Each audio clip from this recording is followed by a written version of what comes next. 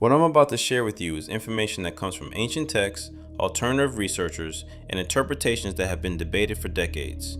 According to these sources, certain non-human beings, often identified in texts like the Book of Enoch as fallen angels, taught humanity knowledge we were never meant to have.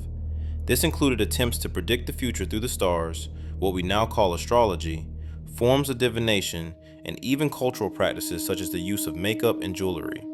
The claim is that these teachings were introduced prematurely, and when humans received them, they naturally began to see these beings as gods. The Book of Enoch also describes something far more disturbing. It claims these beings attempted to create their own species by genetically mixing humans with animals. That idea becomes interesting when you look at ancient Egyptian mythology, where many deities are depicted as half human and half animal.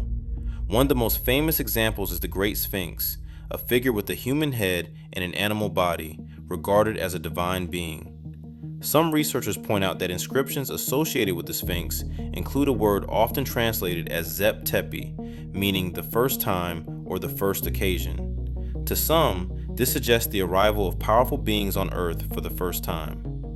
Archaeologists have also noted that the Sphinx shows extensive water erosion, rounded edges, and deep weathering that could only be caused by prolonged exposure to heavy rainfall or flooding, something not consistent with Egypt's current climate. This has led to speculation that the Sphinx predates recorded Egyptian history and may have survived a catastrophic flood event. For some, this aligns with the biblical account of Noah's flood and the breaking of the firmament described in ancient texts. Adding to this, Egyptian hieroglyphs frequently depict giants alongside normal-sized humans. These figures appear routinely, not as myths, but as part of everyday scenes. When examining the pyramids themselves, critics of the mainstream narrative question whether humans alone could have constructed them. The Great Pyramid of Giza alone is made of approximately 2.3 million stone blocks, each weighing between 8 and 20 tons. The precision is so extreme that if even one stone were misaligned, the structure would fail.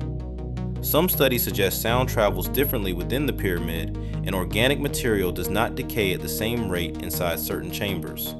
At the apex of the pyramid was a material known as electrum, a gold-silver alloy that modern science still struggles to reproduce consistently.